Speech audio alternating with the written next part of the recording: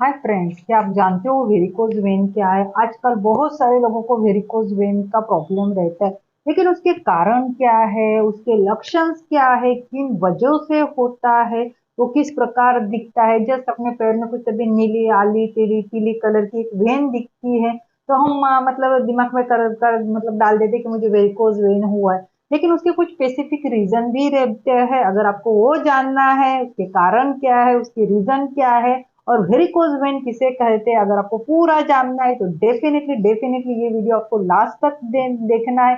और first time मेरे channel पे आए हो तो प्लीज मेरे चैनल को भी सब्सक्राइब आपको करना है। और वीडियो अच्छा लगा तो प्लीज मेरी वीडियो को लाइक कीजिए और ज्यादा से ज्यादा शेयर भी करना है। तो चलो जानते हैं कि वेरिकोज वेन क्या है, लेकिन उससे पहले welcome to my channel get fit with doctor Deepa कुरोड़े।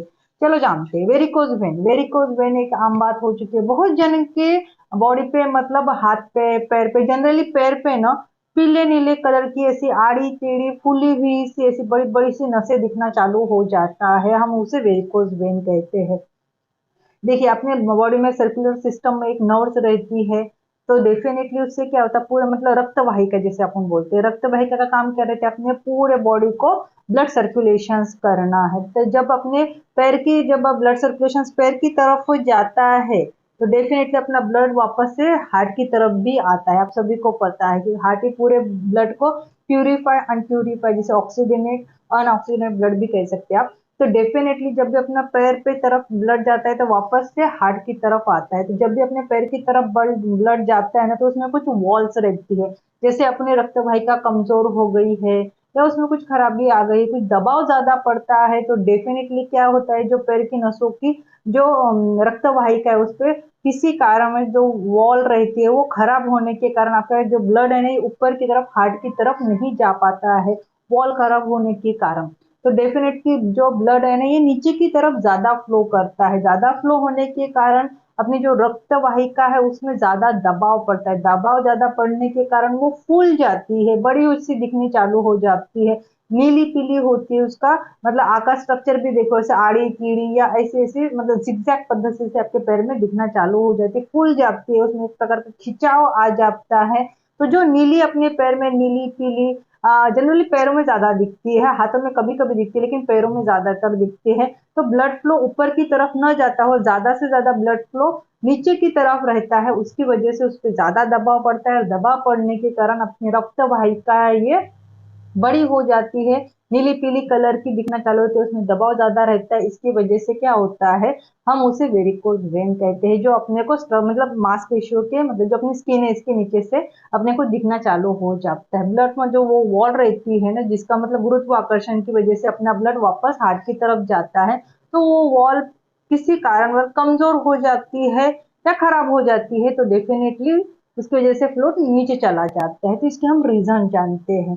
पहले तो मैं लक्षण बताती हूँ। जब भी आपको वेरिकोज वेन होती है ना तब के पैर में स्वेलिंग ज्यादा रहती है। दूसरी बात, उसमें झुंझुनाहट रहती है, कुछ कभी सुई चुभने जैसा आ, महसूस होता है तुम लोगों को। फिर उसमें क्या रहता है, वो नीली काली ऐसे मकड़े के जाड़े के जैसे ऐसे पैर में रेशा दिखना चालू हो जाता है, फुली फुली सी रहती है, उसमें चुभन रहती है और पैर के नीचे के साइड में ज्यादा से ज्यादा स्वेलिंग रहती है। पैर में ऐसा भारी भारीपन आपको महसूस होता है, कभी कभी जलन भी आपको हो सकती है।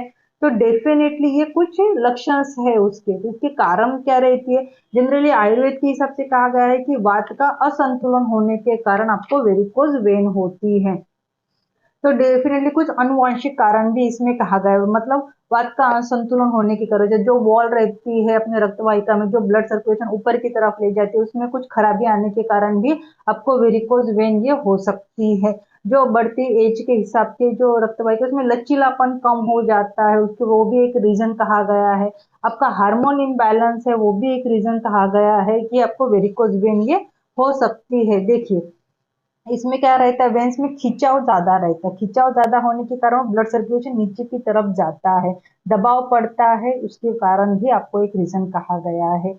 जनरली महिलाओं में पुरुष की तुलना में वेरिकोज वेन का प्रमाण ज्यादा रहता है। क्यों रहता है? क्योंकि उनमें हार्मोन इम्बैलेंस ज्यादा रहता है, गर्भवती महिला या पीरियड्स के टाइम उसके हार्मोन इम्बैलेंस होने की वजह से भी आपको वेरिकोज वेन हो जाती है। ज्यादा मोटे हो गए, ज्यादा ओबेज हो गए आप लोग तभी भी आपके रक्त वाहिका पे दबाव ज्यादा पड़ता है। दबाव ज्यादा होने के कारण वो फूल जाती है, उसमें स्वेलिंग आना चालू हो जाता है। वो भी एक रीजन कहा गया है वेरिकोज वेन का। वो जो फैमिली हिस्ट्री रहती है, किसी किसी को मतलब बचपन मतलब किसी की दादा दादी की होगी, फिर मम्मी पापा की, फिर वही हिस्ट्री आपके बच्चों में भी आ सकती है। मैंने कहा मे भी आपको मतलब फैमिली हिस्ट्री होने के कारण भी आपको वेरिकोज वेन ही हो सकती है। बहुत ही ज्यादा आप खड़े रहते होगे, तो बहुत ही ज्यादा बैठ के अगर आप काम करते होगे, तो भी एक रीजन कहा गया है वेरिकोज वेन का।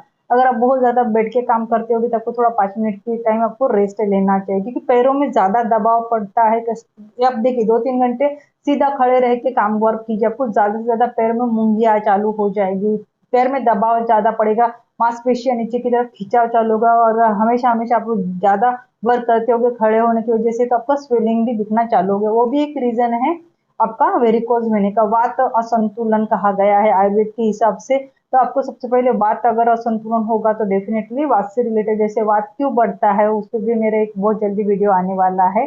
तो वात प्रकोप जिस कारणों की वजह से होता है, तो वो भी आपको कम करना चाहिए। पानी इंटेक आपको ज्यादा लेना चाहिए। ऐसे जस्ट कुछ लक्षण और कुछ कारण मैंने बताए, उसमें प्रिवेंशन क्या लेना चाहिए और उसके आयुर्वेद के हिसाब से क्या ट्रीटमेंट रहने वाली है, इस पे मेरे नेक्स्ट 2 वीडियो आने वाले हैं। तो डेफिनेटली अगर आपको ये वीडियो मेरा अच्छा लगा हो तो प्लीज मेरे वीडियो को लाइक कीजिए, ज्यादा से ज्यादा शेयर कीजिए, और फर्स्ट टाइम मेरे चैनल पे आए तो प्लीज मेरे चैनल को सब्सक्राइब कीजिए। Bye bye.